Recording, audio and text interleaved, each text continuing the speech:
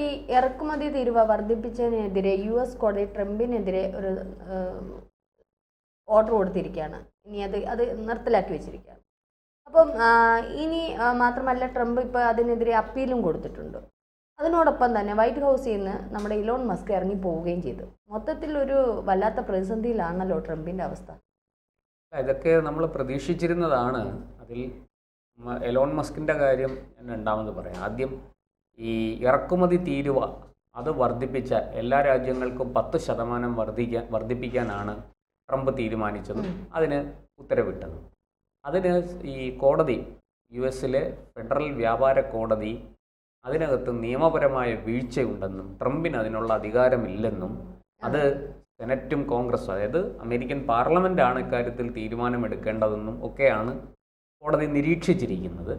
ഇപ്പോൾ കോടതിയുടെ ആ ഇടക്കാല നിരീക്ഷണത്തിനെതിരെയാണ് ട്രംപ് അല്ലെങ്കിൽ ഇവർ അപ്പീൽ ഫയൽ ചെയ്തിരിക്കുന്നത്. എന്തായാലും അത് ഈ പറയുന്നത് പോലെ ട്രംപിന് മുഖമടച്ച് കിട്ടിയ ഒരു പ്രഹരമാണ് കോടതിയിൽ നിന്ന് ലഭിച്ചത്. പക്ഷേ ഈ പറഞ്ഞതുപോലെ അപ്പീൽ വാങ്ങിയത് കൊണ്ട് തൽക്കാലം മുഖം രക്ഷിക്കാനായി. കോടതി ചൂണ്ടിക്കാണിക്കുന്ന ചില കാര്യങ്ങളുണ്ട്.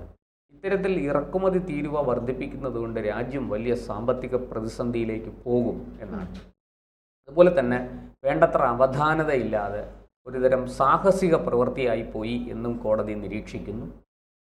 ഇത് സെനറ്റിലും കോൺഗ്രസിലും ഒക്കെ ചർച്ച ചെയ്ത് വിദഗ്ധന്മാരുടെ അഭിപ്രായങ്ങൾ സ്വീകരിച്ച് കൊണ്ട് വേണം ഇതൊക്കെ, അത് ഓരോ രാഷ്ട്രങ്ങളോടും എങ്ങനെ വേണം എന്നുള്ളത് ഈ അമേരിക്കയുടെ കൂടെ താല്പര്യവും അമേരിക്കയുടെ സമ്പദ് വ്യവസ്ഥയെ പഠിച്ചതിന് ശേഷം അതിന് കോട്ടം വരാത്ത വിധം വേണം ഇതൊക്കെ നടപ്പാക്കാൻ എന്നുള്ളതാണ് പൊതുവെയുള്ളൊരു വിലയിരുത്തൽ. ഇതിപ്പോൾ ഈ പറഞ്ഞതുപോലെ ട്രംപ് ഒരു രാജ്യത്തൊരു അടിയന്തരാവസ്ഥ നിലനിൽക്കുമ്പോൾ പ്രസിഡന്റിന് അദ്ദേഹത്തിൻ്റെ അധികാരമെന്ന് പറയുന്നത് അപരിമിതമാണ്, എന്തും ചെയ്യാം എന്നുള്ളൊരു സാഹചര്യമുണ്ട്. അതുപോലെ ട്രംപ് അങ്ങ് അടിയന്തരാവസ്ഥയ്ക്ക് തുല്യമായിട്ട് വന്ന ഉടനെ തന്നെ ഇത്തരത്തിൽ ഉത്തരവുകൾ പുറപ്പെടുവിക്കുകയും അത് നടപ്പാക്കാൻ ശ്രമിക്കുകയും ചെയ്തു എന്നുള്ളതാണ്. അതിനാണിപ്പോൾ ഒരു കനത്ത തിരിച്ചടി കിട്ടിയിരിക്കുന്നത്. എന്തായാലും ഈ കോടതി അപ്പീൽ അക്സെപ്റ്റ് ചെയ്തിട്ടുണ്ട്. ഈ മറ്റേ കോടതിയുടെ, ഫെഡറൽ വ്യാപാര കോടതിയുടെ ഉത്തരവിനെ അവർ സ്റ്റേ ചെയ്തിരിക്കുകയാണ്. പക്ഷേ എന്നാലും ട്രംപിനെ സംബന്ധിച്ച് കാര്യങ്ങൾ അത്ര എളുപ്പമല്ല.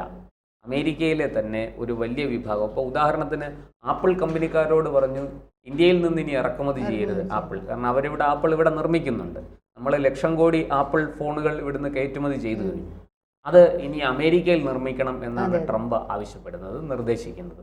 പക്ഷേ അമേരിക്കയിൽ ഈ ആപ്പിൾ ഫോണുകൾ നിർമ്മിക്കാൻ തുടങ്ങിയാൽ ഇപ്പോഴുള്ളതിൻ്റെ 3 ഇരട്ടി വില കൊടുക്കേണ്ടി വരും. വില മാത്രമല്ല, ഈ ഇത് ഉൽപ്പാദിപ്പിക്കണമെങ്കിൽ ഉൽപാദന ചെലവുകൾ ഭയങ്കരമായിട്ട് കൂടും. ഉൽപാദന ചെലവ് വർദ്ധിക്കുന്നത് കൊണ്ടാണ് ഫോണിന്റെ വില കൂടുന്നത്.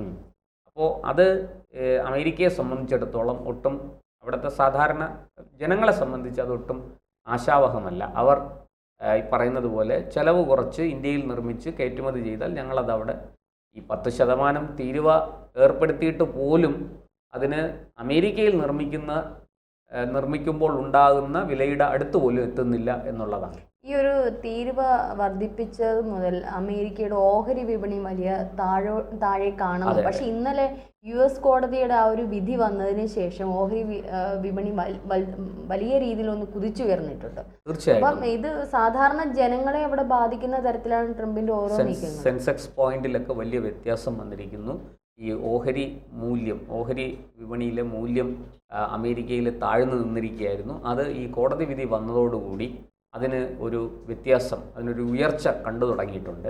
അതങ്ങനെ കൂടിയും കുറഞ്ഞുമൊക്കെ നിൽക്കും. അതിനേക്കാളൊക്കെ ഉപരി ഈ ഒരു ട്രംപിൻ്റെ ഏകപക്ഷീയമായ, അതായത് ഞാനൊരു പൊതുവേ അമേരിക്ക ലോക പോലീസ് എന്നാണ് പറയുന്നത്, അതിപ്പോൾ തന്നെ അമേരിക്കയുടെ പ്രസിഡന്റിനും അതുപോലുള്ളൊരു പവർ, അത് അത്രയും അധികാരവും ശക്തിയും ഒക്കെ കരുത്തും ഒക്കെ അമേരിക്കൻ പ്രസിഡന്റും പ്രകടിപ്പിക്കും. പക്ഷേ ട്രംപ് ആ സീമകളെല്ലാം ലംഘിച്ചാണ് മുന്നോട്ട് പോയിരിക്കുന്നത്. ഒരു ഏകഛത്രാധിപതി വെച്ചാൽ ഞാൻ എന്തും തീരുമാനിക്കും, എന്തും ചെയ്യും. അദ്ദേഹത്തിന് ഈ അമേരിക്കയെ വീണ്ടും ഒന്നാമതെത്തിക്കുക. അമേരിക്ക പല കാര്യങ്ങളിലും ഒന്നാമതാണ്. പക്ഷേ ട്രംപിൻ്റെ ലക്ഷ്യം എന്ന് പറയുന്നത് ഒരു ചെറിയ ആഗ്രഹമല്ല, അതൊരു അത്യാഗ്രഹമാണ്. അമേരിക്കയെ എന്ത് വില കൊടുത്തും അമേരിക്ക ഏറ്റവും മുകളിൽ, അമേരിക്കയുടെ 7 അയലത്ത് പോലും മറ്റാരും വരാൻ പാടില്ല. അങ്ങനൊരു മത്സരമാകാം. എൻ്റെ രാജ്യം ഒന്നാമത് വരണമെന്ന് ആഗ്രഹിക്കാം, അതിനുവേണ്ടി പ്രവർത്തിക്കാം, അതിലൊന്നും തെറ്റില്ല. പക്ഷേ അത്യാഗ്രഹം പാടില്ല. ഞാൻ മാത്രമേ ഒന്നാമത് വരാവൂ, മറ്റാരും എൻ്റെ അടുത്ത് പോലും വരരുത്. ശരിയാണ്, ഒന്നാമതെത്താൻ ഒരാളിനെ സാധിക്കുകയുള്ളൂ.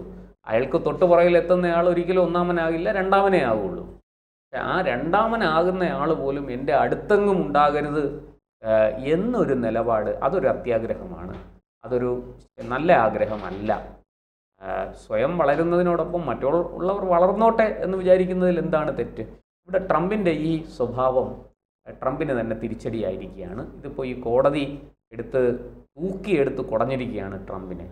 അതുപോലെ തന്നെ ട്രംപിന് അദ്ദേഹത്തിൻ്റെ സന്തത സഹചാരിയായിട്ടുള്ള ഈ അമേരിക്കൻ സർക്കാർ സ്ഥാപനങ്ങളുടെ ചെലവ് എങ്ങനെ കുറയ്ക്കാം എന്നൊരു ഇത് പഠനം നടത്തി നടപ്പാക്കാൻ വേണ്ടിയിട്ട് ഒരു കമ്മിറ്റിയെ നിയോഗിച്ചു. അതിൻ്റെ തലവനായിട്ട് നമ്മുടെ എലോൺ മസ്ക്, വിഖ്യാത IT വ്യവസായിയാണ്, അദ്ദേഹത്തെ എലോൺ മസ്കിനെ അവിടെ വെച്ചു. എലോൺ മസ്ക് വലിയ പരിഷ്കാരങ്ങളൊക്കെ കൊണ്ടുവന്നു ഈ സർക്കാർ തലത്തിൽ ചെലവ് കുറയ്ക്കുന്നതുമായി ബന്ധപ്പെട്ട്. അപ്പോൾ ഈ അടുത്ത കാലത്ത് ട്രംപിൻ്റെ ചില നിയമനിർമ്മാണങ്ങളിൽ മസ്ക് വലിയ അതൃപ്തി രേഖപ്പെടുത്തിയിരുന്നു. അത് രൂക്ഷമായിട്ട് അതിനെയൊക്കെ വിമർശിച്ചിരുന്നു. തുടർന്ന് ഈ മാസം അദ്ദേഹത്തിൻ്റെ കാലാവധി അവസാനിക്കുകയാണ് എലോൺ മസ്കിൻ്റെ. അദ്ദേഹം പടിയിറങ്ങുകയാണ്. തന്നെ ഏൽപ്പിച്ച ചുമതല ഭംഗിയായിട്ട് നിർവഹിച്ചു. അദ്ദേഹം പറയുന്നത് ഇനി വരും വർഷങ്ങളിൽ ഈ സിസ്റ്റം, ഞാനൊരു സിസ്റ്റം ഉണ്ടാക്കി വെച്ചു, ഈ സിസ്റ്റം തുടർന്നു പോയാൽ മതി, ഗണ്യമായിട്ട് ഈ സർക്കാർ മേഖലയിലെ ചെലവുകൾ നമുക്ക് ചുരുക്കാൻ പറ്റും, അത് വലിയ തോതിൽ സാമ്പത്തിക അഭിവൃദ്ധി ഉണ്ടാക്കും അമേരിക്കയ്ക്ക് എന്നാണ്. അപ്പോൾ അദ്ദേഹം അത്തരത്തിലുള്ള ഒരുപാട് മാറ്റങ്ങൾ ഈ സർക്കാർ ഉദ്യോഗസ്ഥ തലത്തിലും സർക്കാർ ജീവനക്കാരുടെ ഇടയിലും ഒക്കെ അദ്ദേഹം കൊണ്ടുവന്നു. സർക്കാർ പദ്ധതികൾ നടപ്പാക്കുന്നിടത്ത് ഒക്കെ അദ്ദേഹം ഇത് മോണിറ്റർ ചെയ്യാനും ചെലവുകൾ ചുരുക്കാനും വേണ്ടുന്ന നിരവധി നടപടികൾ സ്വീകരിച്ചു. പുതിയ മാർഗനിർദ്ദേശങ്ങൾ നൽകി, പുതിയ മാനദണ്ഡങ്ങൾ കൊണ്ടുവന്നു. അങ്ങനെ വിവിധ പരിഷ്കാരങ്ങൾ മസ്ക് നടത്തി. ആ മസ്കാണ് ഒടുവിൽ ട്രംപുമായിട്ട് തെറ്റിയത്. അദ്ദേഹത്തിൻ്റെ കാലാവധി അവസാനിക്കുകയാണ്, അതുകൊണ്ട് തന്നെ അദ്ദേഹം പുറത്തേക്ക് പോവുകയാണ്. അദ്ദേഹം പറഞ്ഞു, എല്ലാവർക്കും നന്ദി, ഞാൻ ചെയ്യേണ്ട ജോലിയൊക്കെ ചെയ്തിട്ടുണ്ട്, പക്ഷേ ഞാൻ ഇപ്പോൾ ഉണ്ടാക്കിയെടുത്ത ഈ പരിഷ്കാരങ്ങൾ പിന്തുടർന്നാൽ ഏതാനും വർഷങ്ങൾ കൊണ്ട് തന്നെ അമേരിക്കയ്ക്ക് വലിയ നേട്ടം ഈ രംഗത്ത് ഉണ്ടാകും എന്നാണ് മസ്ക് പറയുന്നത്. അതിൽ നമുക്കത് കാത്തിരുന്ന് കാണേണ്ട കാര്യമാണ്. പക്ഷേ മസ്കും ട്രംപും 2 തട്ടിലാണ് എന്നുള്ളത് ഈ അടുത്ത കാലത്തായിട്ട് വ്യക്തമാണ്. ട്രംപിനെ പലപ്പോഴും ആദ്യനിശ്ചിതമായിട്ട് അല്ലെങ്കിൽ രൂക്ഷമായിട്ട് വിമർശിക്കുന്ന മസ്കിനെയാണ് നമ്മൾ കണ്ടത്. പല കാര്യങ്ങളിലും അദ്ദേഹം ശക്തമായ വിയോജിപ്പ് പ്രകടിപ്പിച്ചിരുന്നു. അപ്പോൾ ഇതൊക്കെ ഈ ട്രംപിന് കിട്ടുന്ന തിരിച്ചടിയായിട്ടാണ് പൊതുവെ അമേരിക്കയിലെ പ്രതിപക്ഷ കക്ഷികൾ ഉൾപ്പെടെയുള്ളവർ വിലയിരുത്തുന്നത്. ട്രംപ് ഈ ചൈനയുമായിട്ടൊരു വെടിനിർത്തലൊക്കെ ഉണ്ടാക്കി വ്യാപാര യുദ്ധത്തിനൊരു താൽക്കാലിക വിരാമം ഇട്ടു എങ്കിലും അതെപ്പോൾ വേണമെങ്കിലും പൊട്ടിപ്പുറപ്പെടാം. അതുപോലെ തന്നെ ഇന്ത്യയുമായിട്ട് നല്ല ബന്ധത്തിലാണ് ട്രംപ് പോയിക്കൊണ്ടിരുന്നത്. ഇപ്പോഴിതാ ഇന്ത്യയോടും ട്രംപ് അസ്വാരസ്യങ്ങൾ കാണിക്കുകയാണ്. അത് ട്രംപിനെപ്പോഴും ട്രംപിൻ്റെ താല്പര്യങ്ങൾ മാത്രമേ ഉള്ളൂ. അപ്പോൾ മിഡിൽ ഈസ്റ്റ് പോലെയുള്ള രാജ്യങ്ങൾ ഇപ്പോൾ ഈ ഒരു ഇറക്കുമതി തീരുവ ഇതുമായി ബന്ധപ്പെട്ട് US കോടതിയിൽ ട്രംപിന് ഉന്നയിക്കാൻ പറ്റിയ ഏറ്റവും ഒരു കാര്യം ഇന്ത്യ പാക് സംഘർഷത്തിനിടയിൽ ഈ ഒരു വ്യാപാര ബന്ധം വെച്ചതുകൊണ്ടാണ് ഈ ഒരു സംഘർഷം ഒഴിവായത് എന്നുള്ള രീതിയിൽ US കോടതിയിൽ വരെ ഇവർ അവതരിപ്പിച്ചു എന്നുള്ളതാണ്. അത് കോടതിയിൽ അതിപ്പോൾ ഏത് കേസിലും വാദിയും പ്രതിയും തങ്ങളുടെ ഭാഗം ന്യായീകരിക്കാൻ വേണ്ടിയിട്ട് വാദങ്ങൾ ഉന്നയിക്കും. ട്രംപിൻ്റെ വാദങ്ങളെ അങ്ങനെ കണ്ടാൽ മതി.